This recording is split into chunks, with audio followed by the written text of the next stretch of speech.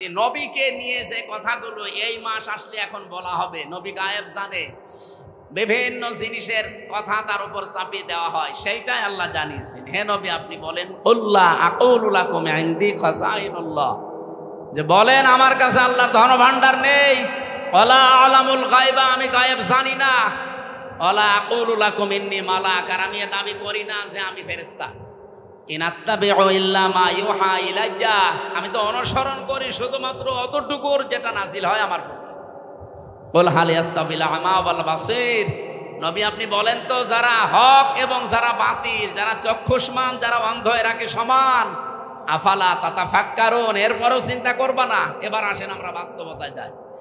বাংলাদেশে যেহেতু রবিউল আউয়াল আসলে দুইটা জিনিস সামনে চলে আসে, একটা মিলাদ আর একটা সিরাত। কি আসে? আমার 1 ঘন্টা হয়ে গেছে, শুরু করব? আরো 15-20 মিনিট বলতে চাই, থাকবেন? এই যে যারা উঠে যাচ্ছে এরা কি ওইগুলো নাকি? উঠেছেন না ভাই, অন্তত 10 মিনিট সময় দেন। আমারও সে ফজরের পর থেকে আবার আরম্ভ অনুষ্ঠান, একেবারে সন্ধ্যা পর্যন্ত। এই জন্য অনুষ্ঠানগুলো এখন সব গুটিয়ে ফেলেছি, দূরে কোনো জেলায়ও যাচ্ছি না। নির্বাচনের আগ পর্যন্ত তো এই 5-7টা জেলায় আমি শেষ করতে চাচ্ছি। সারাদিন আমার সাংগঠনিক কাজ থাকে, আর এই মাগরিবের পর থেকে রাত 9টা 10টা 11টা পর্যন্ত আপনাদের সময় দিয়ে যাবো। পাবনা, নাটোর, ওদিকে মেহেরপুর, চুয়াডাঙ্গা, ঝিনাইদহ, রাজবাড়ী, এই শেষ। আর বাইরে যাব না ইনশাল্লাহ। আমিরে জামাত আমাদের নির্দেশ দিয়েছে যার যার এলাকায় কাজ করতে। আল্লাহ আমাদেরকে যেন ইখলাসের সাথে কাজ করার তৌফিক দেন, আমিন। এ মাস আসলে যেহেতু এই ভেজালগুলো আছে, এই জন্য নিরসন করছি। কি আসে বলেন তো? মিলাদ আর সিরাত। মিলাদ মাহফিল হবে না? 63 দিন ব্যাপী নবীর মিলাদ মাহফিল কারা যেন আয়োজন করেছে চট্টগ্রামে, 63 দিন। আর বাংলাদেশ জামাত ইসলামী চট্টগ্রামের চনতি ময়দানে আল্লামা সাঈদী যেটা করতেন, ওখানে 19 দিন ব্যাপী 19 জন আলেম প্রতিদিন যাবে। আমার 18তম দিনে দিয়েছে নবীজির রাজনৈতিক জীবন কেমন ছিল। আশা করছি ওখানে কথাগুলো সঠিকভাবে তুলে ধরতে পারবো ইনশাআল্লাহ, আপনারা দোয়া করেন। আজকে আমার বিষয়টা হচ্ছে মিলাদ এবং সিরাত, এই দুইটা শব্দ নিয়ে। অনেক মানুষ আছে বাংলাদেশে মিলাদ মানে সিরাত মানতে চায় না, অনেকে আবার সিরাত মানে মিলাদ মানতে চায় না। না, দুইটাই মানা রাখবে। মিলাদুন বিলাদুন থেকে এসেছে, এটা মানে জন্ম বৃত্তান্ত। মিলাদ মানে কি? নবীজির জন্ম থেকে আপনাকে 27টা শিক্ষা নেওয়া লাগবে, শুধু জন্ম থেকে। এবার তার সিরাত আরম্ভ হয়েছিল, এই সিরাত থেকে 12টা, আর এখান থেকে 27টা। আমি একটা প্রথমে দিতে চাই, দেখেন তো আপনি নিতে পারেন কিনা। এটা সিরাত ইবনে হিশামে এসেছে। বিশ্বনবী পৃথিবীতে আসার পরে তাকে যিনি কোলে তুলে নিয়েছিলেন দুধ দেওয়ার জন্যে, আমরা কয়েকজনের নাম জানি, তার ভেতরে অন্যতম নাম হচ্ছে হযরতে হালিমাতুস সাদিয়া। এর আগেও দুধ খাওয়িয়েছে সুয়াইবিয়া নামক একজন, কিন্তু এই যে হালিমাতুস সাদিয়া, ওনাকে বুকে তুলে নিয়ে এই দুধ দিয়েছিলেন প্রথমে। সিরাত ইবনে হিশাম যিনি লিখেছেন, উনি বলেন ডান স্তন দেওয়ার পরে তিনি দুধ খেয়ে আরম্ভ করলেন দুধ পান করা। বাম স্তন দেওয়ার পরে তিনবার তিনি মুখ বের করে দিলেন। হযরতে হালিমা বলেন, আমি মুখের দিকে তাকিয়ে দেখি, চোখের ইশারা দিয়ে মোহাম্মদ আমাকে বোঝাতে চায়, মা হালিমা জোর করেন কেন? ডান স্তন আমার ছিল, এটা তো আমি পান করেছি। বাম স্তন এটা আমার না, আমি জানি আপনার একটা সন্তান আছে ছোট, আমার আব্দুল্লাহ দুধ ভাই, এটা আমার দুধ ভাই আব্দুল্লাহর হক। আপনি জেনে রাখেন, দুনিয়ায় আমি ভাইয়ের হক নষ্ট করার জন্য আসি নাই, এসেছি ভাইয়ের হক ফিরিয়ে দেওয়ার জন্যে। বাংলার মুসলমানেরা সেই নবী এই রবিউল আউয়াল মাসে জন্ম নিয়ে মায়ের কোলে বসে ভাইয়ের হক নষ্ট করে না, ফিরিয়ে দেয়, সেই নবীর উম্মত এখন আমরা দাবি করছি। এ রবিউল আউয়াল মাস আসলে অনেকেই সাদাবাজি থেমে নেই,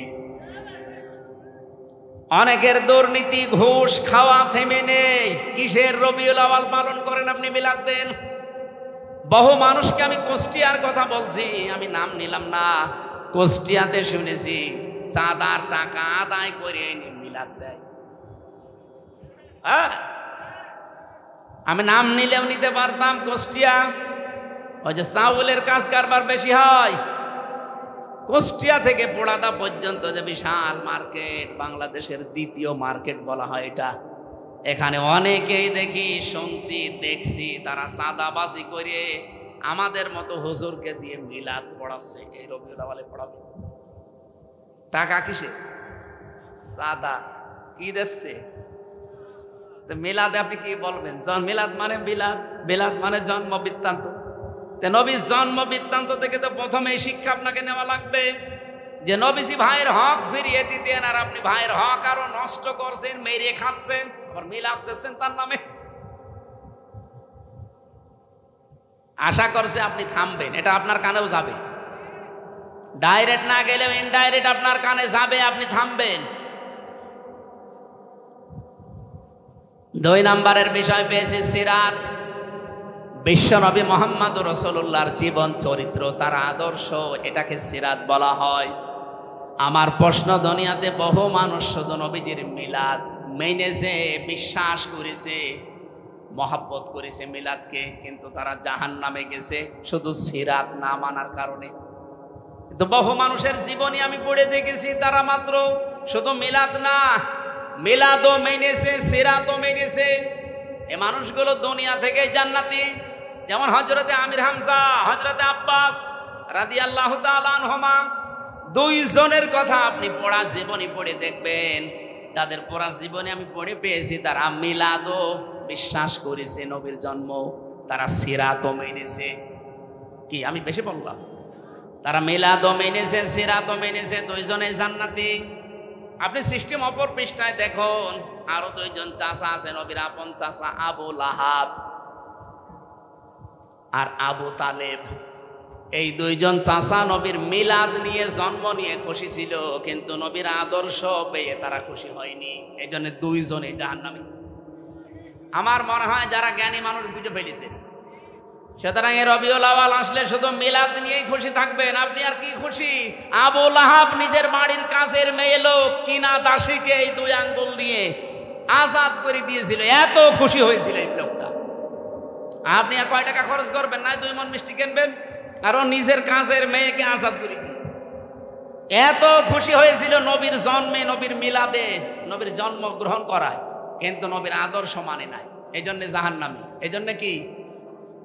আর 2 জন চাচার কথা বললাম না, নিজে আমি আমির হামজার কবরের পাশে দাঁড়িয়েছিলাম, মনে হচ্ছে এখনো বসে আছে জিন্দা, কারণ শহীদরা মরে না। বলেন শহীদরা। এই হিসাবে বিশ্বাস করি বাংলাদেশ জামাত ইসলামীর যে 11 জন কেন্দ্রীয় নেতাকে ফাঁসি দিয়েছে, জেলখানায় হত্যা করেছে, প্রত্যেকটা শহীদ, কেউ মারা যায়নি, সবাই আল্লাহর জান্নাতের খাবার খাচ্ছে। কারণ তাদেরকে কেউ যদি বলে মরিয়ে গেছে, তার কবিরা গুনাহ হবে। ওয়ালা তাহসাবান্নাল্লাযীনা কুতিলু ফি সাবিলিল্লাহি আমওয়াতা, তোমরা কেউ ধারণাও করবে না, মুখে তো বলবাই না। ওয়ালা তাকুলু লিমা ইউক্তালু, মুখে তো বলা যাবে না, ধারণাও করা যাবে না। এটা সূরা বাকারায়, সূরা আলে ইমরানে 2 জায়গায় আছে। মুখে বলা যাবে না, ধারণাও করা যাবে না যে শহীদ হয়েছে যারা মরে গেছে। আল্লামা শহীদ দেলাওয়ার হোসাইন সাইদি রহমতুল্লাহ আলাইহি, উনি কি মরে গেছে না শহীদ হয়েছে? বলেন বলেন। আল্লামা সাইদি তুমি মরনি, শহীদ হয়েছ তুমি এটাই জানি। বলেন বলেন। আল্লামা সাইদি তুমি মরনি, শহীদ হয়েছ তুমি এটাই জানি। কাবা শরীফের পাশে যে এই গজলটা যে বানিয়েছিল তাশরিফ, এই ছেলেটা ছিল আমার সাথে। আমার ছোট মেয়েকে কোলে নিয়ে ওই কাবার পাশে বসে বসে বলছি, আমার মনে হচ্ছে যে কাবা শরীফে যে সাইদি সাহেব একবার ঢুকেছিল না, মনে হচ্ছে উনি ঢুকতেছে। কারণ শহীদ যারা হয় আমরা সবাই বিশ্বাস করি এরা মরে। আরো জোরে বলেন। এখন প্রশ্ন আসতে পারে, তাহলে শহীদ তো অনেকেই মরেছে, অনেকেই মেরে ফেলা হয়েছে, তাদেরকে অনেকে শহীদ বলতে চায় না। জিয়াউর রহমানকেও মেরে ফেলা হয়েছে, মুজিবুর রহমানকেও মেরে ফেলা হয়েছে, 2 জনকে মেরে ফেলা হয়নি। আমি আজ পর্যন্ত আপনি শুনেছেন কোনদিন যে শহীদ শেখ মুজিবুর রহমান? কেউ বলে শহীদ জিয়াউর রহমান বলে। আমি আশা করব শহীদ জিয়ার যে আদর্শ ছিল, উনি যে মনোভাব নিয়ে রাজনীতি করতেন, বাংলাদেশে যারা বিএনপিতে আছেন তার মনোভাবে ফিরে আসেন। তিনি সারা জীবন ছিলেন ভারতের বিরুদ্ধে। আপনি তার জীবন পড়ে দেখেন, সারা জীবন তিনি ভারতের আগ্রাসনের বিরুদ্ধে ছিলেন। আর আপনি কি দল করেন যে দাদাদের কথা ছাড়া নড়তে পারেন? তার মানে আপনি ওনার আদর্শের ওপরে আর নেই। ওনার রাজনৈতিক জীবন একটু ভালোভাবে পড়ার আহ্বান জানাচ্ছি। আমরা যাকে মেনে চলছি, যার দেখানো পথে চলছি, শহীদ আল্লামা দেলাওয়ার হোসাইন সাঈদী সারা জীবন ভারতের আগ্রাসনের বিরুদ্ধে কথা বলছে। বাংলাদেশ জামাত ইসলামীতে যারা আছে তাদের একই মনোভাব। আপনি দেখেন, কারো মাতব্বরি আমরা পছন্দ করি না। আপনি বন্ধুত্বের হাত বাড়িয়ে দেন প্রতিবেশী হিসাবে আমরা মেনে নেব, মাতব্বরি করবেন ওটা আমরা মানি না। কথা বলেন না কেন? মাতব্বরি মেনে নেওয়া যদি মানুষের স্বভাব হতো তাহলে সিঙ্গাপুর মেনে নিত। সিঙ্গাপুরের পাশে মালয়েশিয়া 5 ডবল না, আমার মনে হয় সিঙ্গাপুরের চাইতে মালয়েশিয়া কমপক্ষে 50 ডবল বড় হবে। কারণ বাংলাদেশের এই নাটোর যত বড়, সিঙ্গাপুর এত বড় না। নাটোরে এই মাথা থেকে ও মাথা কত 60-70 কিলো হবে না?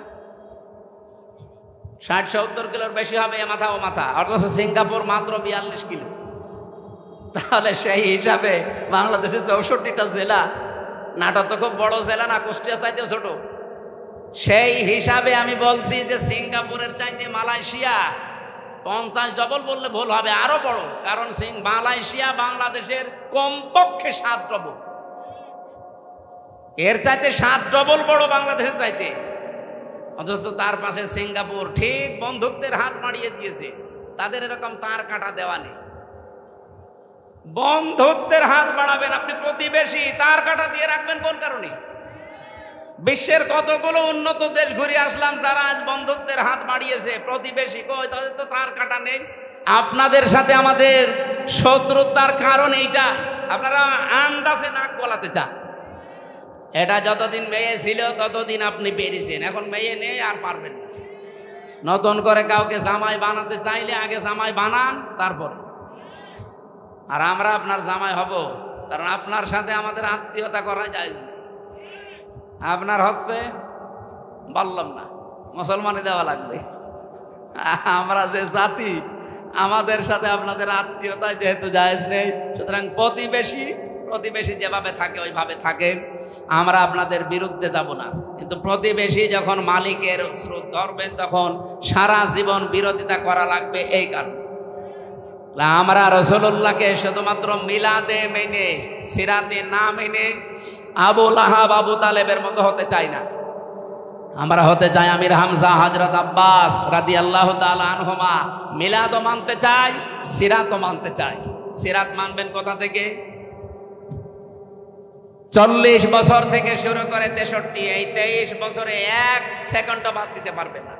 যদিও 12 রবিউল আউয়াল বলা হয় নবীজির জন্ম, মতভেদ আছে। 9 রবিউল আউয়ালও বলা হয়, 12 রবিউল আউয়াল চাই বলেন।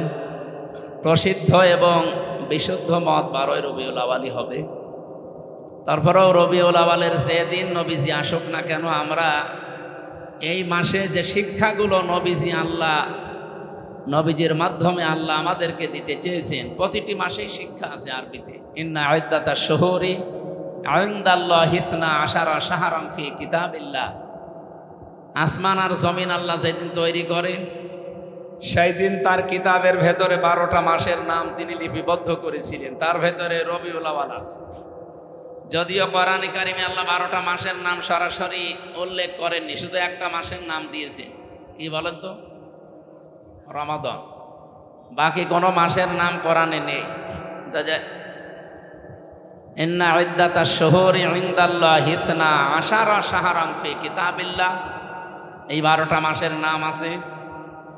আসমান জমিন আল্লাহ যেদিন বানিয়েছেন ওই দিন তিনি লিপিবদ্ধ করেছেন এই 12টা মাসের নাম। তাহলে বলেন যে রবিউল আউয়াল 12টার পর থেকে যে আরম্ভ হবে, এটা কি বয়স 1-2 বছর, 5-7 বছর, কত হাজার হাজার বছর আমরা জানি না। আমরা এদেশে বহু মানুষের জন্মদিন, মৃত্যুদিন এবং প্রত্যাবর্তন দিন পালন করি। এই পৃথিবীর শ্রেষ্ঠ মানুষ যিনি আসতেছেন যে মাসে, সেই মাস আমাদের সামনে ছায়া ফেলতে যাচ্ছে, এই মাসকে ওয়েলকাম জানানো দরকার না? আমরা যে সমস্ত বিষয়গুলো ওয়েলকাম জানাই, স্বাগতম জানাই, ওগুলো স্বাগতম জানানোর মতো না। কুল বিফাদলিল্লাহি ওয়া বিরহমাতিহি ফাবিযালিকা ফালিয়াফরাহু হুয়া খায়রুম মিম্মা ইয়াজমাউন। আল্লাহ তাআলা বলেন সূরা ইউনূসের 58 নম্বর আয়াতে আছে, নবী আপনি বলেন তাম দুনিয়া যা পেয়ে আনন্দে আছে, আমি আল্লাহ তোমাদের মাঝখানে যাকে পাঠাচ্ছি আনন্দের বিষয় সেই মুহাম্মদুর রাসূলুল্লাহ। সুতরাং তাকে যারা পেয়েছে তারা যেন আনন্দে থাকে বা আনন্দ করে। হুয়া খায়রুম মিম্মা ইয়াজমাউন, তামাম দুনিয়া যা পেয়ে, যা গেইন করে, যা অ্যাচিভ করে, যা অর্জন করে, আনন্দ করে, এগুলো একটাও স্থায়ী না। একটাও স্থায়ী, এমনকি কারো আদর্শ স্থায়ী না। এ পৃথিবীতে একজনের আদর্শ স্থায়ী এখন আছে, কিয়ামত পর্যন্ত থাকবে ইনশাআল্লাহ, মুহাম্মাদুর। সুতরাং তারা আদর্শে যারা আছেন তারা আনন্দ করতে পারে, তারা খুশি হতে পারেন মন থেকে, তারা উল্লাস করতে পারেন এই অর্থে যে আমি মুহাম্মাদুর রাসূলুল্লাহর উম্মত। হুয়া জিতাবাকুম, তিনিই তোমাদেরকে নির্বাচিত করেছেন। আমা জাআলা আলাইকুম ফিদ্দীনি মিন হারাজ, আর দিনের উপরে মুহাম্মাদুর রাসূলুল্লাহর আদর্শের উপরে চলতে গিয়ে যে সমস্ত বাধা বিপত্তি আসে, এগুলো আল্লাহ নিজের পক্ষ থেকে সব দায়িত্ব নিয়ে দূর করে দিয়েছে। আপনি কথার অর্থ বোঝেন? আজ আমরা বিশ্বনবীর আদর্শে যারা আছি দেশে, বিপদ আপদ মুসিবত যাই আসুক না কেন, এটা আমি নিজে সরাতে পেরেছি, আপনি পারবেনও না। এ বিপদ আপদ মুসিবত ষড়যন্ত্র সব সরানোর দায়িত্ব কার? এই জন্য আমাদের কোনো টেনশন নেই। ওয়ালা তাহিনু ওয়ালা তাহজানু ওয়া আনতুমুল আ'লাউনা ইন কুনতুম মুমিনিন, কোনো ভয় নেই, কোনো টেনশন নেই, কোনো চিন্তাও নেই, এমনকি দুশ্চিন্তাগ্রস্ত হওয়াও নিষেধ মুমিনের। ইন কুনতুম মুমিনিন, যদি মুমিন হতে পারো, ওয়া আনতুমুল আ'লাউনা, তোমরা বিজয়ী হবে না, হবেই।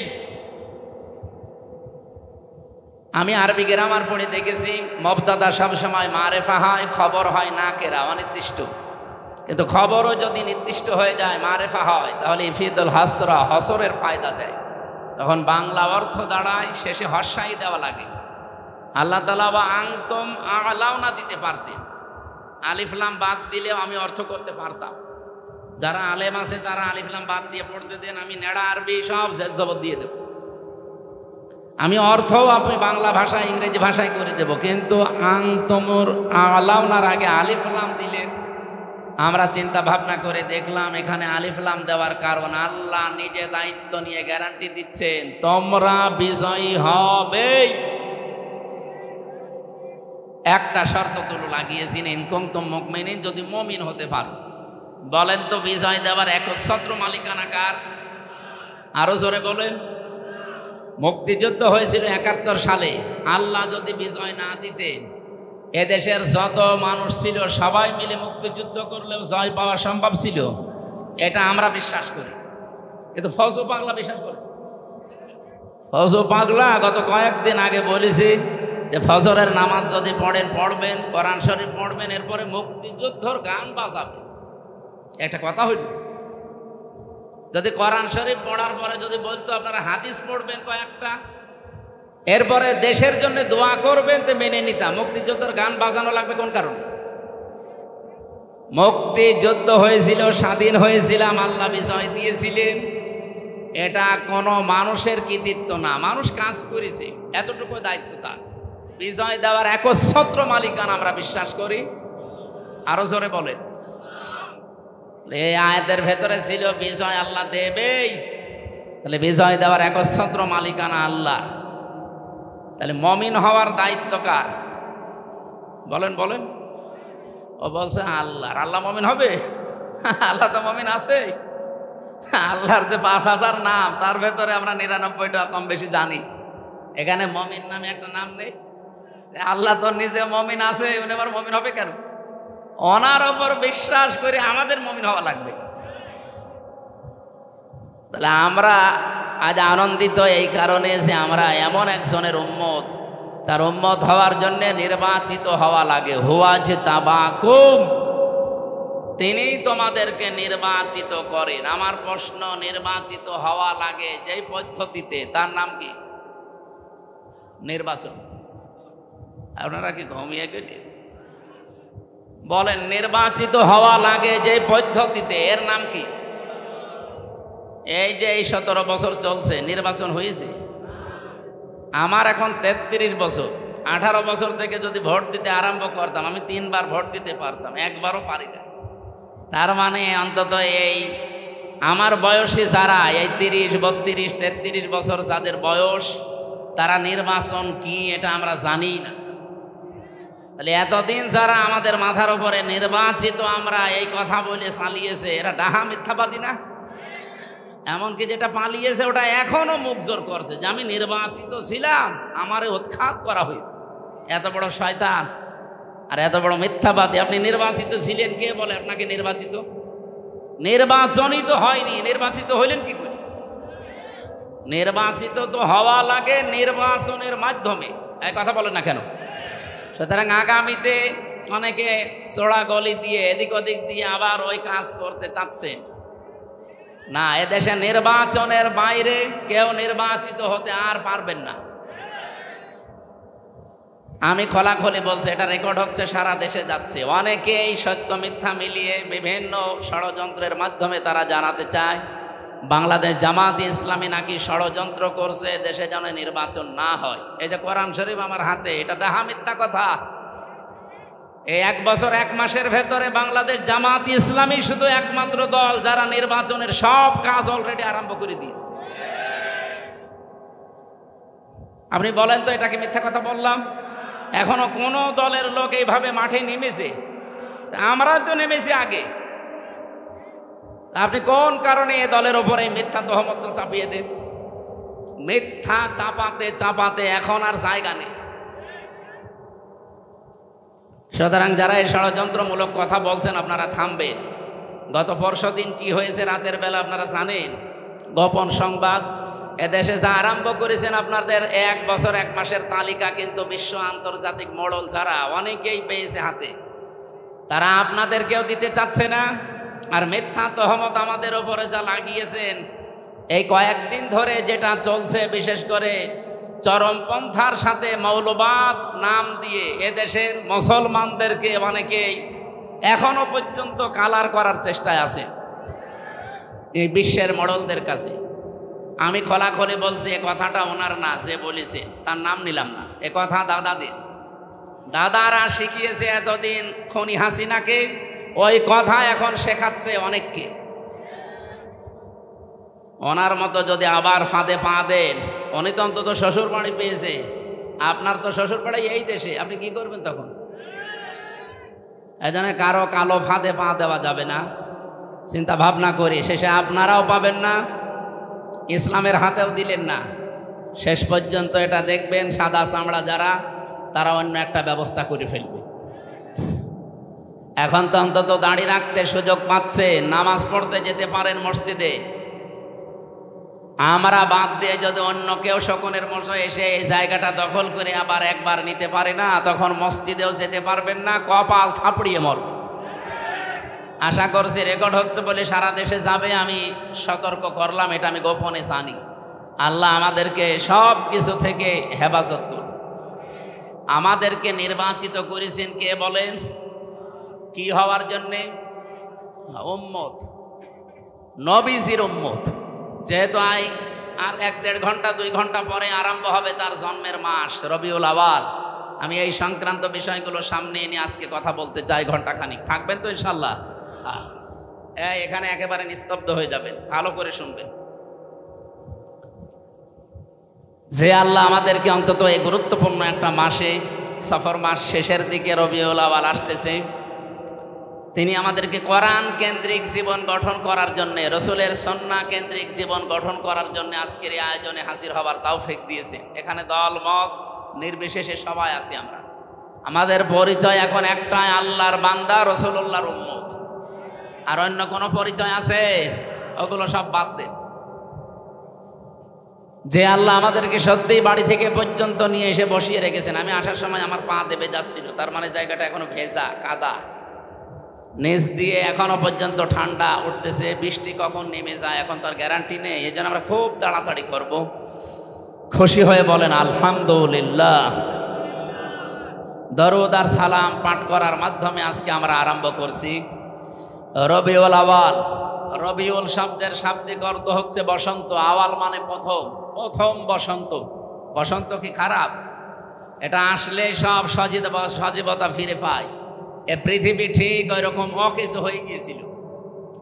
রব্বুল আলামিন বলেন, লাকাদ মান্নাল্লাহু আলাল মুমিনিনা ইয বাআসা ফীহিম রাসূলাম মিন আনফুসিহিম ইয়াতলু আলাইহিম আয়াতিহি ওয়া ইউযাক্কিহিম ওয়া ইউআল্লিমুহুমুল কিতাবা ওয়াল হিকমা ইলা আখিরি আয়াত।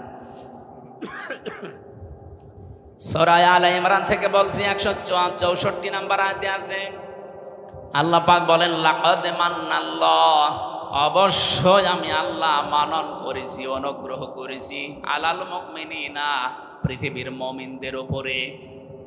আমরা যারা ঈমান এনে মুমিনের দাবি করছি, আমাদের উপরে সবচাইতে বড় মানান, অনুগ্রহ, দয়া আল্লাহর কি?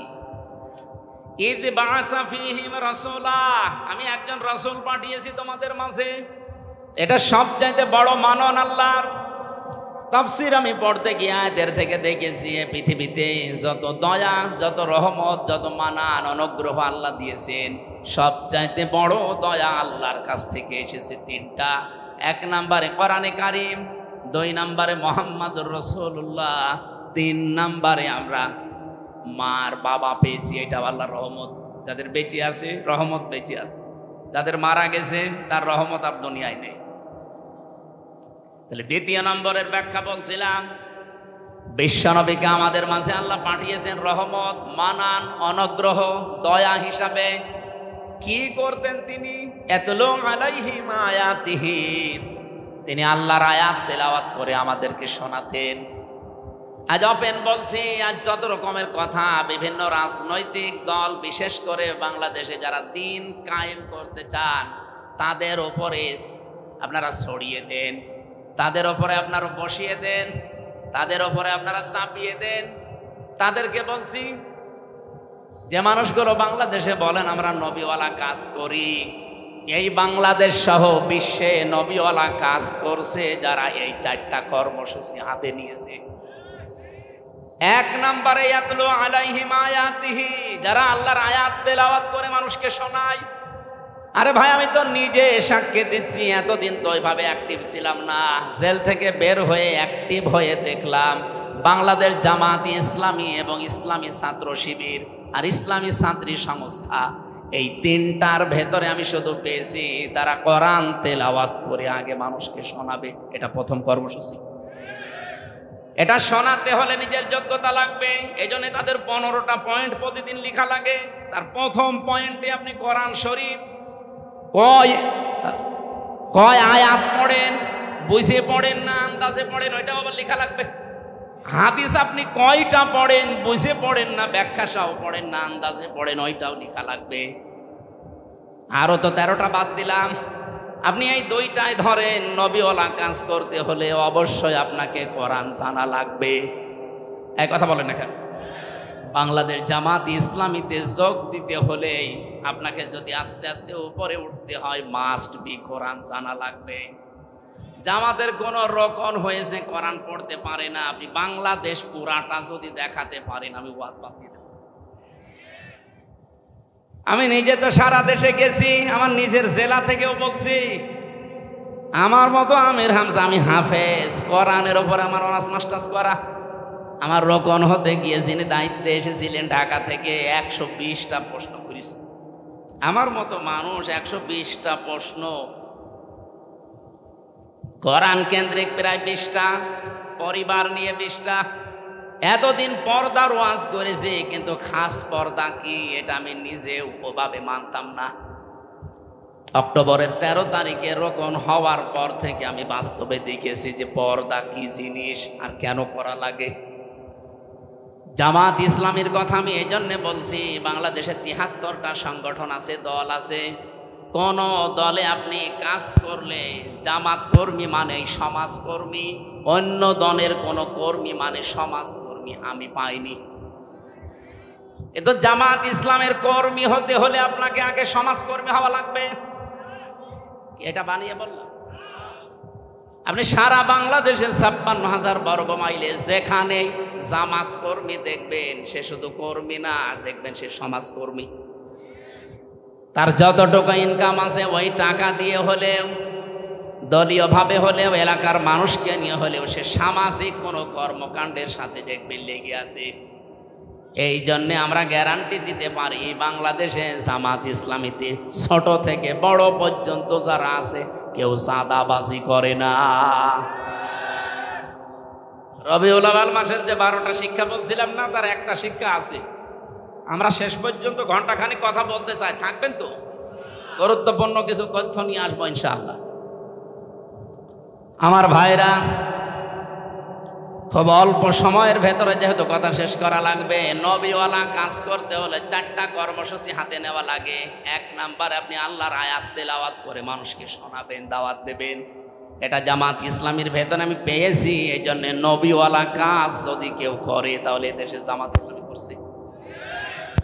2 নাম্বারে তারা পবিত্রকরণ, এই যে সংস্কার বলছেন, এটা এই শব্দ থেকে নেওয়া। সংস্কার তো 1 বছর 1 মাস হয়ে গেল, যা আশা করেছিলাম কিছুই হয়নি। শুধু নাটোরে ডিসি গেছে কুষ্টিয়ায়, কুষ্টিয়ারটা কুমিল্লায়, মাল তো সব একই আছে। আমরা চাই যে দায়িত্ব ভার নিয়ে আপনি বসেছেন, এটা যেন কিছুদিনের ভেতরে অন্তত আমাদের দেখান, নয়তো আমরা বিশ্বাস হারিয়ে ফেলছি। অন্তত সংস্কার এবং দৃশ্যমান কয়েকটা বিচার দেখান। এক কথা বলে না কেন যে একটা মহিলার সিদ্ধান্তের কারণে 2000 মানুষ অলরেডি বিদায় নিয়েছে। এটা সরকারি জরিপ। বেসরকারি জরিপ হচ্ছে 3432 জন। এতগুলো মানুষ যার কারণে দুনিয়া থেকে এই 24 সালেই বিদায় নিল, আর এই 15.5 বছর তো বাদই দিলাম। এখনো পর্যন্ত প্রায় 40,000-এর উপরে মানুষ বিভিন্ন হাসপাতালের বেডে, বাড়িতে কাতরাচ্ছে। একটা মানুষের কারণে যদি এরকম ক্ষতি হয় তো তার কিছু করা দরকার না? আমরা চাই খনি হাসিনার দৃশ্যমান বিচার যেন এদেশে তাড়াতাড়ি করা, নয়তো আবার কেউ খনি হাসিনা হয়ে উঠবে। অনেকে আশা প্রকাশ করছে। আজকেও একটা মিছিল হয়েছে ঢাকাতে, পিঠের ওপরে বাম গেছে, তখন আবার সোজা হয়ে গেছে। আজকে বিকালবেলা দেখবেন ফজলুর রহমান ফজল সাহেব উনি সংবাদ সম্মেলন করে বলছে, আমি জামাতকে কালো দল বলি নাই, মুখ স্লিপ হয়ে বেরিয়ে যেতে পারে, আমি বলি নাই। আমার মনে হয় কেউ পেছন দিয়ে কিছু দিয়েছে।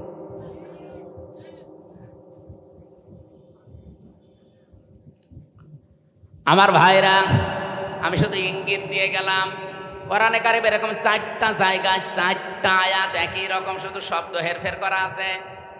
সূরা বাকারা 129 নম্বর আয়াত, সূরা বাকারা 152 নম্বর, 151 নম্বর আয়াত, সূরা আলে ইমরান 164 নম্বর আয়াত, আর সূরা জুমা 2 নম্বর আয়াত।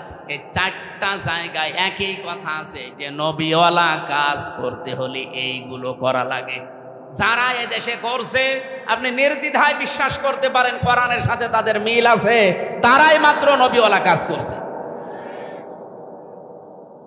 আল্লিমুহুমুল কিতাব, 3 নম্বরে তারা কিতাবের শিক্ষা ব্যবস্থা চায়। এই বাংলাদেশে যতগুলো আন্দোলন হচ্ছে আল্লাহর কোরআনকে শিক্ষা ব্যবস্থায় নিয়ে যাওয়ার জন্য আপনি তাকান।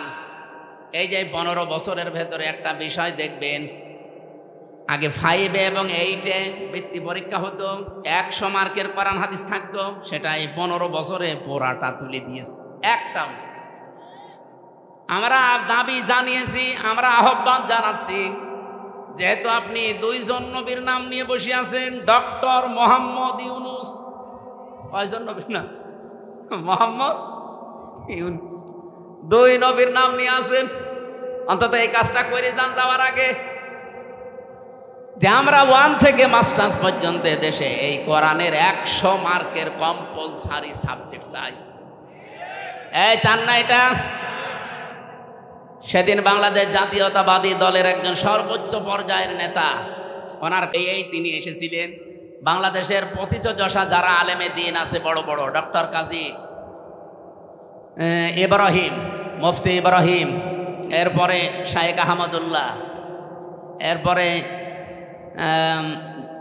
শায়েখ হারুন ইসহার, আমি নিজেও ছিলাম, এরকম আরও যারা আছে, মাওলানা মামুনুল হক, শাকাত হোসেন রাজি আমিনী সাহেবের যে জামাই, এরকম বাংলাদেশের যতগুলো আলেম আছে সব এক জায়গায় হয়েছিল। তারা সবাই চাচ্ছে, এবং জাতীয়তাবাদী দলের গুরুত্বপূর্ণ কয়জন ছিল, আমি নাম নিলাম না, এই মানুষগুলো এসে সবাই তাদের মনের ভেতরে এই আশঙ্কা যে যেভাবে চলছে এইভাবে চলতে থাকলে আমাদের ছেলে মেয়েরাও শেষ বয়সে আমাদেরকে বৃদ্ধাশ্রমে রেখে আসবে।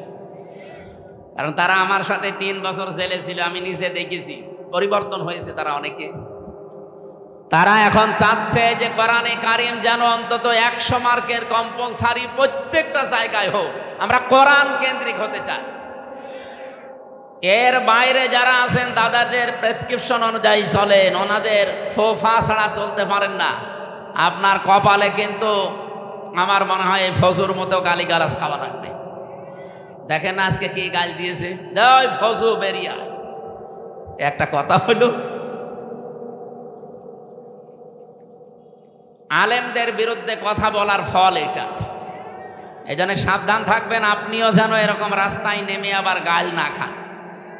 তাহলে আমরা চাচ্ছি নবীওয়ালা কাজের এই 3 নাম্বার কর্মসূচি হাতে নিতে। আমি গ্যারান্টি দিতে পারি, বাংলাদেশ জামাতে ইসলামীকে যদি আল্লাহ ওই জায়গায় পৌঁছিয়ে দেয়, আল্লাহর কসম সংসদ থেকেই পাশ হবে এটা ইনশাআল্লাহ। কোরআনে কারিমে দেশে 92% মুসলমান আমরা, অন্য ধর্মের যারা আছে তাদের ধর্মগ্রন্থ তারা পড়বে, কোনো অসুবিধা নেই, কিন্তু 92% আমরা মুসলমান। আমরা চাই এদেশে 1 থেকে শুরু করে মাস্টার্স পর্যন্ত একটা ছেলে যখন বের হয়ে আসবে অন্তত যেন আলেম হয়ে বের হয়ে আসে। আজকে আমার কুষ্টিয়ার ডিসি পাল্টিয়ে গেছে, উনি খুলনায় গেছে, পটুয়াখালীর একজন যিনি উনি আজকে এসে জয়েন করেছে। সাক্ষাৎ করেছিলাম আগেরটার সাথে, উনি অনেকদিন ওএসডি হয়েছিল, শেষ পর্যায়ে এসে কুষ্টিয়াতে দায়িত্ব পেয়ে চলে গেছে আজকে। আমি যতটুকু কথা বলে তার সাথে বুঝেছি, ভেতরে তার কোরআনে কারিমের যতটুকু আলো আল্লাহ দিয়েছে, এই জন্যে কুষ্টিয়াকে অন্তত সাদাবাস মুক্ত করার জন্য তিনি চেষ্টা চালাচ্ছিলেন। কিন্তু কিছু মানুষের কারণে আল্লাহরে বান্দা আর পেরে দেয়নি, এখন খুলনাতে চলে গেছে। আল্লাহ যেন সফলতার সাথে, সততার সাথে এবং এখলাসের সাথে দায়িত্ব পালন করার তৌফিক দিন। আজকে কুষ্টিয়ার সবচাইতে বড় অফিস, আমি ওখানে গিয়েছিলাম দুপুরবেলা, অনেক সময় ছিলাম। উনি আমারে বলছিলেন, আমি প্রায় 16-17 বছর ওএসডি হয়েছিলাম। আল্লাহ যখন আমাকে দায়িত্বে এনেছেন, আর আমি যতদিন কুষ্টিয়ায় আছি, উনি গ্যারান্টি অন্তত আমাদের 8-9 জনের সামনে দিলেন যে যারা সততার দিক থেকে, চরিত্রের দিক থেকে 1 বছরে এগিয়ে আছে, আমি তাদের মাধ্যমে কুষ্টিয়াতে কাজ করতে চাই। তিনি নাম নেয়নি, কিন্তু আমি জেনেছি তারা হচ্ছে বাংলাদেশ জামাত ইসলাম। 1 বছর 1 মাসের ভেতরে তাদের কোন চরিত্রে খুঁত পেয়েছেন আপনি? বিড়ি খায় এমন একজন কর্মী পেয়েছেন, বাকিগুলো তো বাদই দিলাম। আর বাকি অন্যান্য যারা আছেন এই 73টা দলের অধিকাংশ দল, আমি সবাই বলি নাই, অধিকাংশ আপনি মিলিয়ে দেখবেন তারা যাদের আদর্শ নিয়ে রাজনীতি করে ও আদর্শই না। তা আমাদেরকেও যারা মওদুদীর অনুসারী, মওদুদীর উম্মত পর্যন্ত বলে ডাকেন, আপনি মানুষ। আমরা মওদুদীর উম্মত মানে, মওদুদীর অনুসারী মানে আমরা তাকে ফেকার ইমামও মানি না, তাকে আমরা মাযহাবের ইমামও মানি না। তার হাজার হাজার দিক নির্দেশনা আছে, শুধু একটা বিষয় আমরা গ্রহণ করেছি, এই গণতান্ত্রিক পদ্ধতিতে ইসলামকে তার জায়গা মতো নিয়ে ইসলামের কাজগুলো করার এই একটা পদ্ধতি নিয়েছি। আপনার যদি এটা ভালো না লাগে আপনি অন্যটা নেন, কিন্তু আপনি আমাকে মওদুদীর উম্মত বলেন, অনুসারী বলেন, কোন কারণে? আমি কি তার মতো টুপি মাথায় দিয়েছি? বলেন, তার টুপির যে সাইজ আপনি দেখেননি? আমি তার মতো যে পোশাক তার যা আছে সব কিছুকে আমার তার মতো আছে, আমি একটা শুধু নিয়েছি। আপনার যদি ভালো না লাগে আপনি ওটা নিয়েন না, কিন্তু এরকম গালিগালাজ করবেন না। এটা কিন্তু আর আগস্টের 5 তারিখের আগে নেই, 24 সালের, এখন 25 সালের সেপ্টেম্বরের কয় তারিখ আজকে? আগস্টের 25 তারিখ চলছে। সুতরাং আমরা সাবধান হব। এখন আর আমাদের মুখে যেহেতু লাগাম নেই, সত্য কথা বলতে আর কোনো বাধা আছে? আগেও বলতে পারতাম, কিন্তু মুখ চেপে ধরা হতো। এখন চেপে ধরেন তো দেখি। আর আসবেন না, আমি জানি। আসবেন কি করে, আপনি তো পালিয়েছেন। আমার ভাইরা, নবীওয়ালা কাজের যে দোহাই দিয়ে আমরা অনেকে মানুষকে ধোকা দিচ্ছি, আজকে আমি বলতাম না এটা। শুধুমাত্র তেলাওয়াতকৃত আয়াতটা, এই সূরা কি আনআম ১৬৫টা আয়াত আছে, এটা নাজিল হয়েছে মক্কায়। এখান থেকে একটা বিষয় আমার মাথার ভেতরে ঘুরপাক খাচ্ছে, এই কারণে নিয়ে আসলাম এটা। ৪ নাম্বারটা আগে বলি, তারপরে আমি বলছি। ওয়াল হিকমা, হিকমতের সাথে কাজ করা লাগবে। আজ যারা কথা মিডিয়ার সামনে এসে আলেম নামে কলঙ্ক, তারা আলেম নাম নিয়ে এগুলো বলেন যে ৫ কোটি মানুষ এক জায়গায় হলেই কি ইসলাম কায়েম হয়ে যাবে? ৫ কোটি না, এ বাংলাদেশের সব মানুষ এক জায়গায় হলেও ইসলাম কায়েম হবে, এ কথা আমরা বলি না। ঢাকার মহাসমাবেশে ইসলাম কায়েম হয়ে যাবে কথা কেউ বলেছে বাংলাদেশে? বলেন। আপনি আগ বাড়িয়ে বলতে গেলেন মানে অবশ্যই আপনার পেছনে কেউ কাতুকুতু দিচ্ছে। কেউ না জানুক, আমরা তো জানি। ৫ কোটি ৫ লাখ ৫,০০০ মানুষ এক জায়গায় হলে ইসলাম কায়েম হবে কথা আমরা যেহেতু বলি না, সুতরাং এইটা আমাদের দিকে চাপিয়ে আপনি কোন দিকে ইঙ্গিত করছেন আপনি ভালো জানেন, আমরাও হালকা জানি। আমরা এটা হিকমত হিসাবে এই অনুষ্ঠানটা করতে যদিও ৩ কোটি ৩.৫ কোটি টাকা খরচ, কিন্তু এটার দ্বারা ইসলামের, বিশেষ করে এদেশে ইসলামপন্থী মুসলমানদের যা হয়েছে ১০০ বছরও এটা হয়নি। এক সমাবেশে আন্তর্জাতিক মহল থেকে বিশেষ করে যতগুলো রাষ্ট্রদূত বিশ্বের কাজ করে এই দেশে, সব এখন জামাত অফিসে এসে ধর্ণা দেয়। আপনি দেখেছেন প্রতিদিন বাংলাদেশে বিভিন্ন দেশের রাষ্ট্রদূত, বিভিন্ন দেশের উপপ্রধানমন্ত্রী পর্যন্ত এসে দেখা করে যাচ্ছে। এমনি এমনি করে তারা। বিদেশি সাংবাদিক আমি যাদের সাথে পরিচিত হয়েছিলাম ওই দিন, তারা পর্যন্ত বলেছে যে একটা দলের ডাকে এত মানুষ এক জায়গায় হয়, এটা পৃথিবীর মনে হয় প্রথম ইতিহাস। ওই সাংবাদিক ফ্রান্সের, উনি ইংরেজিতে বলছিলেন যে একটা দলের ডাকে এত মানুষ ঢাকাতে, এটা মনে হয় পৃথিবীর প্রথম ইতিহাস, এত মানুষ এক জায়গায় হয়। গত 2 দিন আগে ভারতের তামিলনাড়ুতে বিজয় থালাপতি নাকি যেন নাম, ওনার নামটা আমি ভালো জানি না, বিজয় থালাপতি এরকমই দেখলাম পত্রিকায়, উনি ডাক দিয়েছে 4 লাখ মানুষ এসেছে। আর বাংলাদেশ জামাত ইসলামের আমির ডাক্তার শফিকুর রহমান ডাক দিয়েছিল 4 লাখ। আমার মনে হয় গণনার বাইরে। তাই আপনি কি মনে করছেন যে এই সমাবেশ যদি বাংলাদেশের আর 73টা দল আছে, যে কোনো দলকে করতে দেন তো 3 কোটি টাকা না, আমি 30 কোটি টাকা তাদেরকে বলবো খরচ করতে, তাও তারা এর অর্ধেক মানুষ নিয়ে আসতে পারবে না। কারণ আমরা যারা এদেশে জামাত ইসলামী থেকে ওই জায়গায় গিয়েছিলাম, এটা ইবাদত মনে করে গিয়েছিলাম। এটা একটা হিকমা। আমরা হিকমার ব্যাখ্যায় অনেকগুলো বিষয় ছিল, আমি সবগুলো নিয়ে আসতে পারছি না। আমি শুধু এই মক্কা এবং মদিনায় নাজিল হওয়ার একটা প্রেক্ষাপট নিয়ে আসতে চেয়েছি। এদিকে তাকান, এ সূরা নাজিল হয়েছে মক্কায়। কোথায়? কোরআন শরীফের ভেতরে মক্কায় নাজিল হওয়া সূরা 92টা, আর মদিনায় নাজিল হওয়া সূরা 22টা। অন্য আরেকটা বর্ণনা আছে 86টা আর 28টা। আমরা প্রথমটায় ধরলাম। তাহলে এই সূরাটা মক্কায় ১৬৫টা আয়াত আছে, আমরা মাত্র একটা আয়াত পড়েছি। আমার এই মাথার ভেতরে এই আয়াত নিয়ে যত তথ্য আছে, এই 1 ঘন্টা তো এমনি বললাম, কিয়ামত পর্যন্ত আলোচনা করলে এই আয়াত শেষ হবে না। এত কথা এর ভেতরে আল্লাহ লুকিয়ে রেখেছে।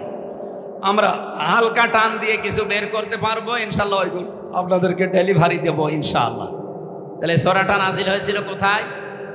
মক্কা। এই জন্য সূরার নাম মাক্কি সূরা। মদিনায় যতগুলো সূরা নাজিল হয়েছে সবগুলোকে বলা হয় মাদানী সূরা। তো শিক্ষা কি? আপনি দেখবেন যতগুলো সূরা মক্কায়, এই 92টা সূরার কোন জায়গায় ইয়া আইয়ুহাল্লাযীনা আমানু পাবেন। আপনি যারা আছে কোরআন পড়ে, শেষ পর্যন্ত পড়িছে উপর থেকে, অবশ্যই শুরু থেকে শেষ পর্যন্ত এনাদের পড়া আছে। স্টেজের সামনের কাতারে যারা, একটাও বাদ নেই, প্রত্যেকেই 1 থেকে শেষ পর্যন্ত পড়িছে। কিন্তু আপনি বলেন এই 92টা সূরা ইয়া আইয়ুহাল্লাযীনা আমানু নেই। ইয়া আইয়ুহাল্লাযীনা আমানু, ওহে যারা ঈমানের দাবি করো, এই কথা আছে শুধুমাত্র মাদানী সূরার এই 22টা সূরায়, তাও 89 জায়গায় শুধু। বলেন এবার বাস্তবতা কি? আমার এই মাথার ভেতরে আমি এটা পেয়েছিলাম, এই মালয়েশিয়া বিশ্ববিদ্যালয়ে একটা সেমিনার ছিল, ওখানে প্রায় 28টা দেশের শিক্ষক শিক্ষিকা এসেছিল। ওই সেমিনারে কথা বলতে আমারও 2 মিনিট সময় দিয়েছিল, যে তাকওয়ার ব্যাখ্যাগুলো আপনি সঠিকভাবে 2 মিনিটের ভেতরে তুলে ধরেন। এক একজনকে এক একটা দিয়েছে। তার ভেতরে ওটা ফ্রান্সের, হ্যাঁ শিক্ষক ফ্রান্সের, উনি একটা তথ্য বলছিলেন, পৃথিবীতে সবচাইতে দামি পানি ওয়াটার কোনটা বলেন? না, এটা তো আমিও বলেছিলাম, কিন্তু আমি বলে ধরা খেয়েছি। আরে ভাই, 1 গ্লাস জমজমের পানি কয় টাকা? আমার কাছে আছে, আমি 5 লিটার পানি কিনে নিয়ে আসলাম, আসার সময় 12 টাকা নিল। 12 টাকা মানে বাংলাদেশে মনে হয় 380 টাকা। 1 টাকায় 32 টাকা, তো সেই হিসাবে 380 টাকা না কত হয়, তাও 5 লিটার। 1 গ্লাস পানির দাম খুব বেশি হলেও কত, 20-22 টাকা হবে বাংলাদেশে। এবার বাস্তবতা বলেন, পৃথিবীতে সবচাইতে এখন দামি পানি যেটা, না অ্যাকোয়া ক্রিস্টলা, ওই যে নীতা আম্বানির বউ, নীতা আম্বানি পান করে, কি নাম, কি আম্বানি ওনার নাম? মুকেশ আম্বানির স্ত্রী নীতা আম্বানি।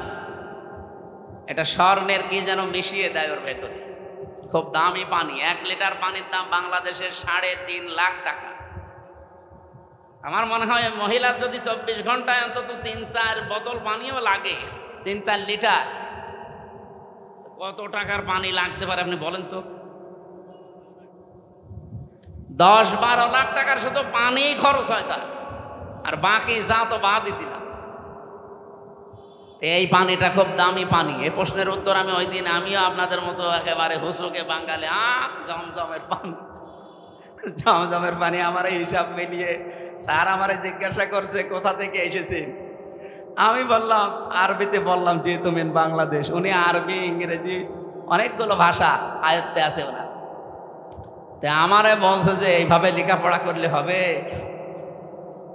বিশ্ব সম্পর্কে জানা লাগবে না? তো ওই সেমিনারে একটা বিষয় আমি পেয়েছিলাম এইটা, তার ভেতরে যেহেতু জ্ঞান অর্জন করলে ওইটা আবার পৌঁছিয়ে দেওয়া লাগে। এ নির্দেশ কার? বাল্লেগো আন্নি ওয়ালাও, একটা বাক্য যদি জানো ওটা পৌঁছিয়ে দাও। সেই হিসাবে আমি পৌঁছিয়ে দিতে চাই, সঠিকভাবে তুলে ধরবো। মানবেন তো ইনশাল্লাহ? আপনি আবার মনে করেন না যে হুজুর টেনে কথা বলছে না। এই যে কোরআন শরীফ আমার সামনে, আল্লাহর কসম আমি যা শুনেছি বুঝেছি ওইভাবে বলছি। বলেন 92টা সূরা আল্লাহ নাযিল করলেন মক্কায়, একটা জায়গায় ওই আইয়ুহাল্লাযীনা আমানু বললেন না। বলেন তো মক্কায় কি ওই সময় ইমানদার একটাও ছিল না? এক কথা বলেন না কেন? এই যে 13 বছর নবীজি মক্কায় ছিলেন, যতগুলো সূরা নাযিল হয়েছে একটা সূরায়ও আল্লাহ ইয়া আইয়ুহাল্লাযীনা আমানু বলেননি। ইমানদার আছে, স্বয়ং নবী আছে নিজে, আবু বকর সিদ্দিক আছে, হযরত ওমর আছে, যিনি জান্নাতের গ্যারান্টি দুনিয়ায় পেয়েছেন, এই মানুষ আছে, অথচ আল্লাহ ইয়া আইয়ুহাল্লাযীনা আমানু দেন কেন? কারণ ওই সময় রাষ্ট্রের দায়িত্ব ছিল আবু জেহেল। কে ছিল? আরো জোরে বলেন। এই মানুষগুলোই মক্কা থেকে মদিনায় হিজরত করে সেখানে মাত্র 10 বছর রাষ্ট্রের নায়ক হচ্ছেন মুহাম্মাদুর। এই জন্য আমার গজলের ভেতরে শেষ কলি এইটা ছিল, শুধু মেষ চড়ানোই সুন্নত না, রাষ্ট্রনায়ক হওয়া সুন্নত। কি কথা বলেন না কেন? সুন্নাত নয় শুধু মেষ চড়াতে যাওয়া, আরো সুন্নাত হলো রাষ্ট্রনায়ক হওয়া। উনি রাষ্ট্রনায়ক ছিলেন না? কয় বছর? 10 বছর। এই 10 বছরে যে 22টা সূরা নাযিল হয়েছিল, আপনি দেখেন এই সূরাগুলো খুঁজে খুঁজে, এখানে আছে ইয়া আইয়ুহাল্লাযীনা আমানু, 89 জায়গায় আছে। স্যার আমাকে ওই দিন ডক্টর নোমান আলী খান ছিলেন আমেরিকার, উনি আমারে বলছিলেন উপস্থিত সবাইকে, আমিও তার ভেতরে শ্রোতা, এই জন্য আমি বলছি আমাকেই বলিস। এইভাবে বলছিলেন, দেখেন মক্কায় দায়িত্বে আছে আবু জেহেল, ইসলাম কায়েম নেই রাষ্ট্রীয়ভাবে, এই জন্য এত বড় বড় মানুষ সেখানে ইমানদার থাকার পরও আল্লাহর দৃষ্টিতে আল্লাহ ইয়া আইয়ুহাল্লাযীনা আমানু বলেন। কিন্তু এই মানুষগুলোই মদিনায় যেয়ে রাষ্ট্র ক্ষমতা রাসূলুল্লাহ হাতে নিলেন, আর এখানে রাষ্ট্রীয়ভাবে কোরআনে কারিমের 500 বিধান চলতো। এ কারণে আল্লাহর দরবারে তারা যারাই ছিল ওই দেশে সব এখন যারা ইমানদার সত্য সত্য তারা এখন পরিপূর্ণ ইমানদার, আল্লাহর দৃষ্টিতে তারা ইয়া আইয়ুহাল্লাযীনা আমানু এর পর্যায়ে। বাংলাদেশে যতদিন পর্যন্ত ইসলাম রাষ্ট্রীয়ভাবে কায়েম না হয়ে আবু জেহেল, আবু লাহাব, উতবা, সাইবার মতো মানুষেরা এই দেশে দায়িত্বে থাকবে, আপনি যত বড়ই পাগড়ি মাথায় দেন আর যত বড়ই নবীওয়ালা কাজ করছি বলে নিজেকে প্রচার করেন, আল্লাহর দৃষ্টিতে আপনি 100 ভাগ ইমানদার হতে পারবেন না। 100 ভাগ ইমানদার হওয়া যায় তখন যখন এই বিধান 500 আছে শরীয়তের বিধান, কয়টা? এগুলো রাষ্ট্রীয়ভাবে চলবে। আর রাষ্ট্রীয়ভাবে চললে যে কি শান্তি পাওয়া যায়, আমি তো নিজে বিভিন্ন দেশে যাই, চোখে দেখে আসি। আপনি আফগানিস্তানে যান, মনে হবে একটা মিনি জান্নাতে আছি। আরে ভাই, খাবার খেলেই ভালো থাকা যায়, আপনার নিরাপত্তা লাগবে না। আপনি আল্লাহর আইনের বিরুদ্ধে অবস্থান নিয়ে নিজেকে প্রচার করেন, ভয় পান না। এজন্য কোরআন জানিয়েছে, ওয়া কাইফা আখাফু মা আশরাকতুম ওয়ালা তাখাফুনা আন্নাকুম আশরাকতুম বিল্লাহ মা লাম ইউনাজ্জিল বিহি আলাইকুম সুলতানা ওয়া কাইফা আখাফু, আমি কেমন করে ভয় করব? তোমরা যাদেরকে আল্লাহর সাথে শরীক করো তাদের বিষয়ে আমি কেমন করে ভয় করব, অথচ তোমরা আল্লাহর সাথে শরীক করে ভয় করো না। আমরা আল্লাহর আইন জমিনে কায়েম করতে গিয়ে বিভিন্ন উল্টাপাল্টা নাম শুনি, গালিগালাজ শুনি, হুমকি ধামকি পাই, কেন ভয় করব? আপনি আল্লাহর আইনের বিরুদ্ধে মানুষের তৈরি করা আইন কায়েম করতে গিয়ে ভয় পান না। আর আমরা ভয় পাইব মানে আপনার পক্ষে কোনো দলিল আছে? বলেন, আপনি যার আইন দুনিয়ায় কায়েম করতে চান তার পক্ষে কোনো দলিল আছে? তার চরিত্র আছে? তা আমরা যার আইনের কথা বলি, যার আইন কায়েম করতে চাই, আল্লাহর কসম কোনো ভয় আমাদের অন্তরে আর নেই। কারণ আমাদের নিরাপত্তার দায়িত্ব ডক্টর ইউনূসে। কার? ফাজ্জুল ফারিকাইনি আহাক্কু বিল আমনি। আহাক্কু ইসমে তাফসীর। বলো তো, এই যে পৃথিবীতে দুইটা দল, একটা আল্লাহর আইনের পক্ষে, একটা আল্লাহর আইনের বিপক্ষে, এর ভেতরে সবচাইতে নিরাপত্তার হকদার কারা? ইন কুনতুম তা'লামুন, যদি জেনে থাকো। এই জন্য আমি 2 দিন আগে বাংলাদেশ জামাত ইসলামী কর্তৃক আয়োজিত এই যে কুষ্টিয়াতে হরিনারায়ণপুর ইউনিয়নে একটা সমাবেশ ছিল, আমাকে মেহমান করে নিয়ে যাওয়ার পরে আমি বলেছিলাম, আগামীতে বাংলাদেশে যে নির্বাচন আসতেছে, যে ভোট আসতেছে, একটা হচ্ছে ইসলামের পক্ষে, একটা শয়তানের পক্ষে। এ কথার ভেতরে ভুল আছে। কারণ আল্লাহর আইনের পক্ষে আমরা অনেকেই এখন ইসলামী দল যারা সব এখন ভোটের বাক্স একটা দেওয়ার সিদ্ধান্ত নিয়েছি। এর বাইরে যারা আল্লাহর আইন বাদ দিয়ে অন্য আইন কায়েম করতে চান, আমি নাম নিলাম না তাদেরকে কোরআনে কারিমে শয়তানি বলা হয়েছে, নাকি আমি নিজে বানালাম? আল্লাহ রাব্বুল আলামিন বলেন, আল্লাযীনা আমানু ওয়া লাম ইয়ালবিসু ঈমানাহুম বিযুলমিন উলাইকা লাহুমুল আমনু। ভালো করে শুনবেন, আল্লাহ বলেন আমি নিরাপত্তা দেই। আমার পক্ষ থেকে যদি কেউ নিরাপত্তা পেতে চায়, 2টা গুণ অর্জন করা লাগবে, ঈমান আনা লাগবে, আর শিরিক আর জুলুম মুক্ত জীবন গঠন করা লাগবে। এখানে জুলুম মানে শিরিক। আমি এই আয়াতটা মিলিয়েছিলাম সূরা আলে ইমরানের সাথে। অমাং দাখলাহু কানা আমিনা। যখন আমার মা আমার সাথে ছিল, বললাম যে মা, এই যে এটা মাকামে ইব্রাহিম আলাইহিস সালামের যে পায়ের চিহ্ন এখনো আছে। উনি অনেকক্ষণ দাঁড়িয়ে দাঁড়িয়ে ঘুরছিলেন আর দেখছিলেন। তো ওখানে একটা আয়াত শোনালাম, মা নিজেও পড়ছিল, অমাং দাখলাহু কানা আমিনা, যে আল্লাহর এই আয়াতের ভেতরে, এই এরিয়ার ভেতরে যারা আসবে তারা নিরাপত্তা পেয়ে যাবে। এ কথা কার? আপনি দেখবেন প্রায় 3.5 কিলোমিটার এলাকা জুড়ে কাবা শরীফের এরিয়া। আমি 3.5 কিলোমিটার পার হওয়ার পরে রাস্তায় লেখা দেখলাম, মামনুউন গায়রা মুসলিম তাদখুল। এরকম আরবিতে লেখা আছে যে মুসলমান বাদ দিয়ে অন্য কোনো জাতির লোক এই এলাকায় প্রবেশ করা নিষেধ। কারণ এলাকাটা আল্লাহ নিজে নিরাপত্তা দিচ্ছে। আপনার নিজের বাবার খনিও যদি সামনে পড়ে যায়, এই কাবার এরিয়ার ভেতরে আপনি কিছু বলতে পারবেন। কি কথা বোঝেন? এবার আমার প্রশ্ন এই নাটোরবাসীর কাছে, বলেন তো, বাংলাদেশের এই 56,000 বর্গ মাইল কি কাবা শরীফ? এখানে নিরাপত্তা লাগবে না? আজ আমি রাস্তায় চলতে পারি না চাঁদাবাজির ভয়ে, ছিনতাইয়ের ভয়ে। গত পরশুদিন আমার ঘরের পাশে এসির তার কেটে দিচ্ছে দিনের বেলা, সিসি ক্যামেরা লাগানো আছে। আমি জমান নামাজ পড়তে গেছি, ওই সময় সিসি ক্যামেরায় দেখলাম 1:31 বাজে, তার মানে নামাজে দাঁড়িয়েছে অলরেডি, ওই সময় চোর কাটতেছে। একটা তার কেটে ও হয়তো নেশাখোর কয় টাকায় বিক্রি হবে, 200-300, অথচ ওটা লাগাতে 7,000 টাকা লাগবে। ও কাটতেছে, আমি 30 সেকেন্ডের ভিডিও ওসি সাহেবকে বললাম, এই যে দেখেন তো।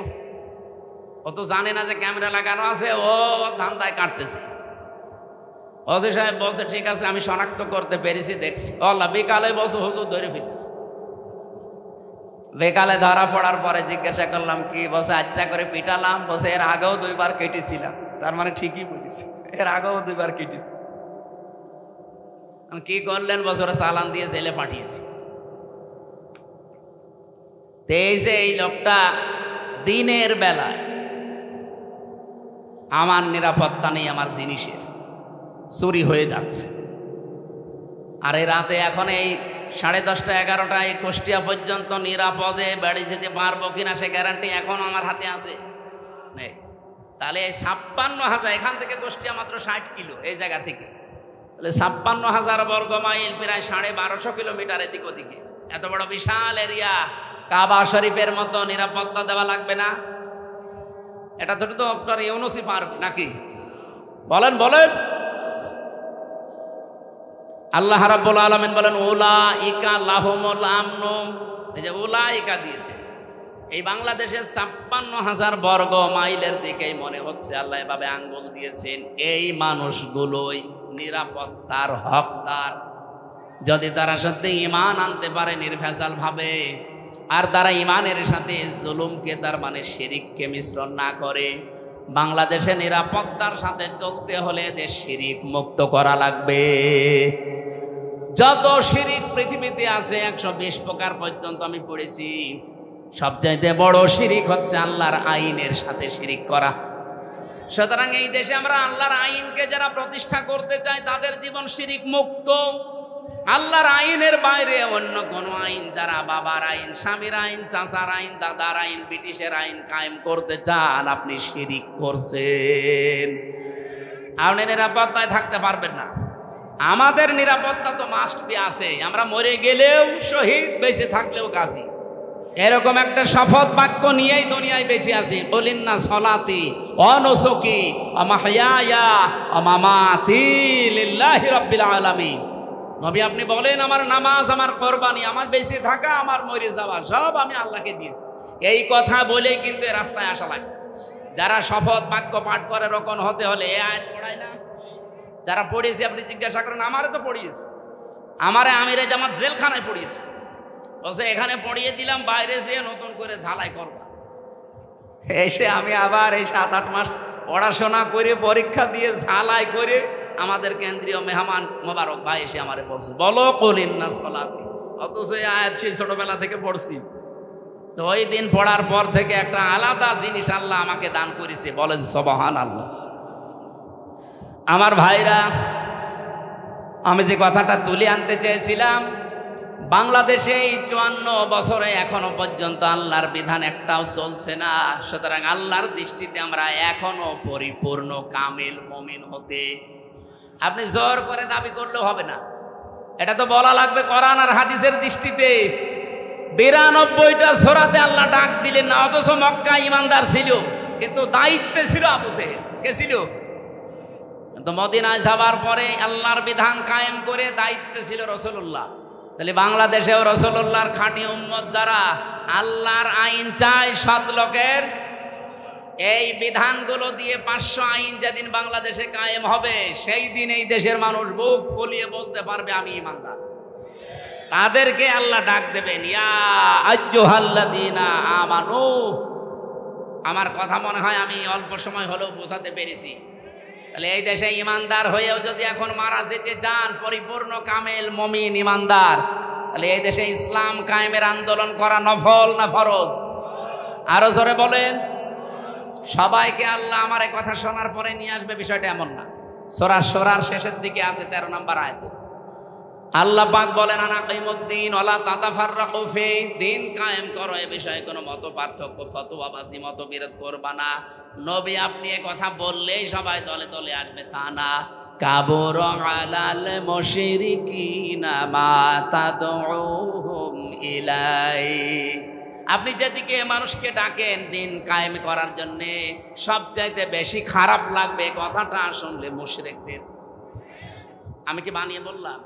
কাবুর আলাল মুশরিকিনা মা তাদউহুম ইলাই। নবী যেদিকে ডাকেন মানুষকে যে দিন কায়েম করা লাগবে, এটা ফরজ, সব নবী করেছে, সবাই আসবে না। মুশরিকদের কাছে সবচাইতে বেশি খারাপ লাগবে। তা আমরা দিন কায়েমের কথা বললে আপনি ট্যাগ দেন কোন কারণে? আপনি কি মুশরিক? আপনি মুশরিক না, আপনি আসতেও চান না কেন? সে কথাও আল্লাহ পরে শেষের দিকে দিয়েছে। আল্লাহু ইয়াজতাবি ইলাইহি মাইয়াশা ওয়া ইয়াহদি ইলাইহি মাইয়ুনিব। আল্লাহ যাকে ভালোবাসে, পছন্দ করে, শুধুমাত্র তাকেই দিন কায়েমের জন্য মনোনীত করে। ওয়া ইয়াহদি ইলাইহি মাইয়ুনিব, এবং যে মন থেকে আল্লাহর দিকে ফিরে আসতে চায়। সুতরাং বাংলাদেশে এই 18 কোটি মানুষের ভেতরে গত পরশু দিনের একটা জরিপ বলছি, এখন প্রায় 7 কোটি 20 লাখ মানুষ অন্তত ডাইরেক্ট ইনডাইরেক্ট ভাবে দিন কায়েম হোক এটা চাচ্ছে। 18 কোটির ভেতরে 7 কোটি 20 লাখ। আমি আশা করছি আর 1 বছর যেতে দেন, যদি ডবলও হয়ে যায় তাও কত কোটি হবে? 14 কোটি, 40 লাখ। বাকি যারা আছে কিয়ামতের আগেও আর আপনাদের আশা স্বপ্ন পূরণ হবে না। এই জন্যে ফজর মতো, হাবিবের মতো, হারুন ভাইয়ের মতো মানুষকে লাগিয়ে দিয়েছে। এরা এই 15.5 বছরে কোনোদিন এদের মুখে রাজাকার রাজাকার শুনি না, আল বদর মৌলবাদী শুনি নাই। হঠাৎ করে এদেরকে লাগিয়েছে এই কারণে, কারণ আমি নিজে তাদের সাথে দেখেছি, তো তারাই গোপন কথা আমার বলে দিয়েছে। 3 বছর ছিলাম একাধারে, তাদের বহু গোপন কথা আমি জানি। এতদিন বলে না, এখন হঠাৎ করে এই ভাঙা বাইক বাঁচিয়ে বাংলার মানুষকে বিভ্রান্ত করতে চাচ্ছে। তারা ভালোভাবে জানে যে যেভাবে আসতেছে মানুষ ইসলামের দিকে, একামতের দিনের দিকে, এভাবে যদি ঝুঁকতে থাকে, আর একবার যদি 300 এমপির ভেতরে 151 জন আল্লামা সাইদি সাহেবের মতো, মাওলানা নিজামের মতো, আলী হাসান মোহাম্মদ মুজাহিদের মতো মানুষ মাত্র 151 জন এবার চলে যেতে পারে, ওরা 5 বছর লাগবে না, 1 বছরে যা করেছে, আর ক্ষমতা হাতে পেলে 2 বছরে ওরা যা করবে কিয়ামত পর্যন্ত আমরা চেয়ারের মুখ দেখতে পারবো। এইটাই বাস্তবতা। আমি একেবারে কাছে থেকে এই কথাগুলো শুনেছি, এটা ডেলিভারি দিয়ে দিলাম, আপনারা প্রচার করেন যা। সুতরাং ফজর মুখে এবং হাবিব ভাইয়ের মুখে চুনকালি পড়বে। আজকে কয় তারিখ? 25। আর মাত্র 5 দিন পর একটা অনুষ্ঠান আছে আমার, এটা মোলাডুলি, পাশে মোলাডুলের পাশে ঈশ্বরদী থানার ভেতরে। আল্লাহর ওলিরা না এটা বন্ধ করে দেবে, বলেন সুবহান।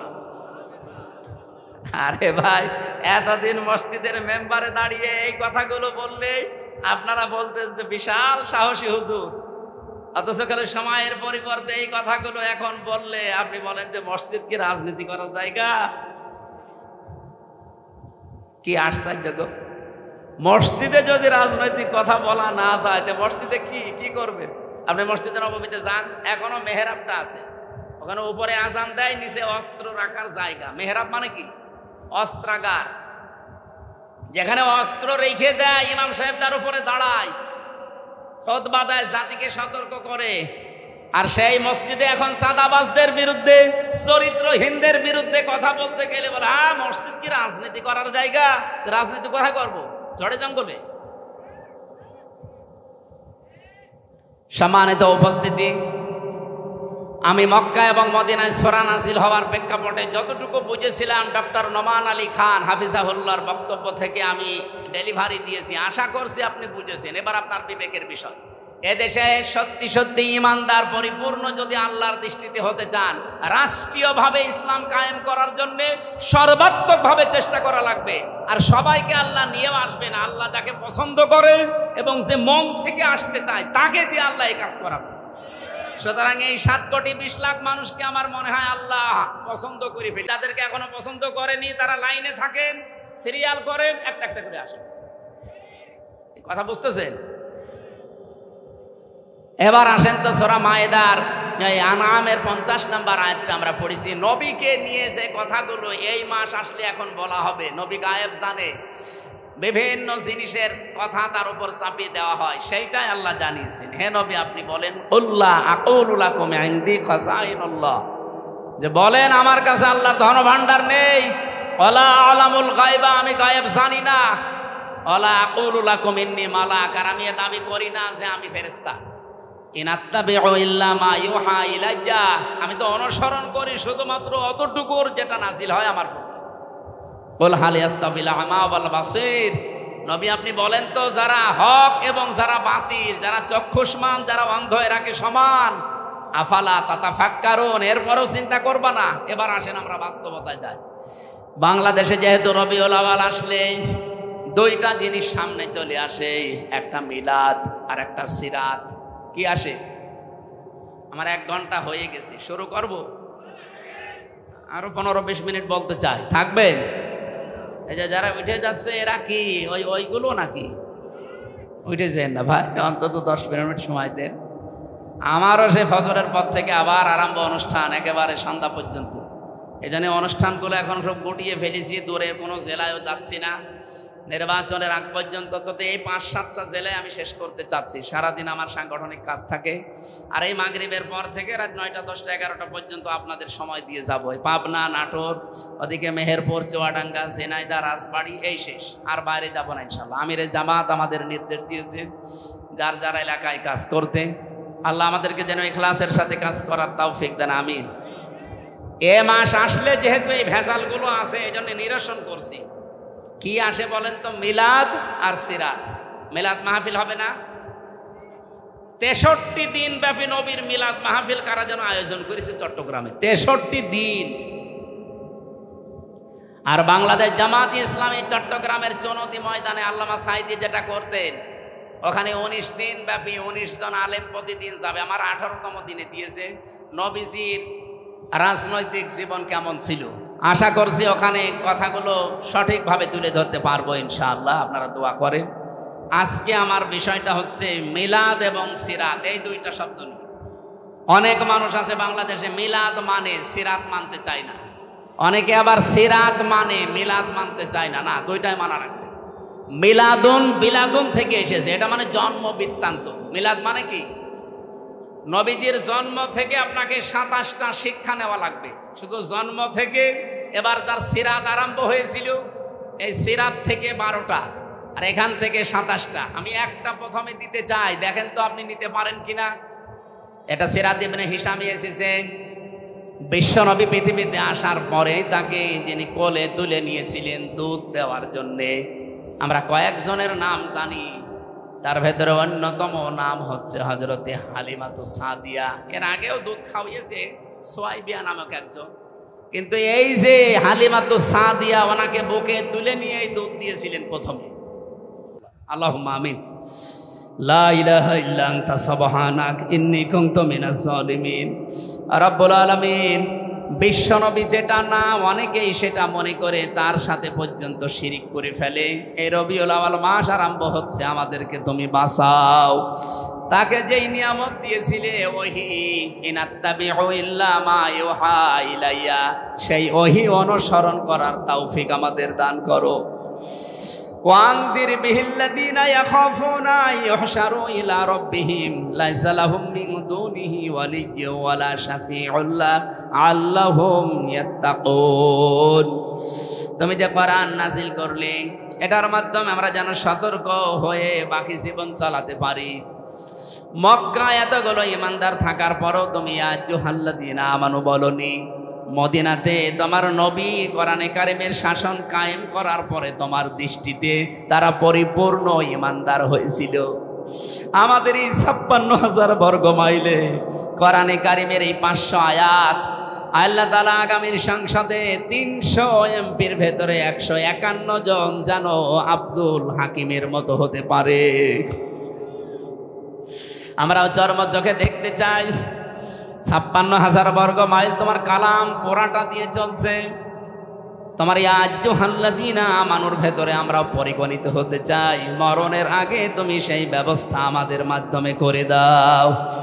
আজকের এই সুন্দর আয়োজনে যে যুবকগুলো শ্রম দিল, এদেরকে যে মা পেটে নিয়েছে, মায়ের পেট খাদিজার মতো বানিয়ে দাও। সম্মানিত সভাপতি ওবায়দুল্লাহ সাহেবকে কবুল করো। প্রধান অতিথি ডক্টর মীর নুরুল ইসলাম, আল্লাহ আলহাজ অধ্যাপক মাওলানা আব্দুল হাকিম সহ জনাব হাবিবুর রহমান, আবু বকর সিদ্দিক, নাম না জানা যত মানুষ আমরা এখানে আমিন আমিন করছি, আমাদের জীবনের আশা জায়েজগুলো পূরণ করে দাও। শয়তানের ধোকায় যত অন্যায় করে ফেলেছি আল্লাহ অন্যায়গুলো ক্ষমা করে দাও। এই নাটোর গুরুদাসপুর, বড়াই গ্রাম, লালপুর, বাগাতিপাড়া, নাটোর সদর সহ এই বিভিন্ন এলাকাতে যে মানুষটার মাধ্যমে আমি কোরআনের দাওয়াত নিয়ে আসি, বড় ভাই মোজাম্মেল হক, আল্লাহ তুমি তাকে সুস্থতা দান করো। আমার কণ্ঠটা তুমি কোরআনের জন্যে মেহেরবানি করে কবুল করে নাও।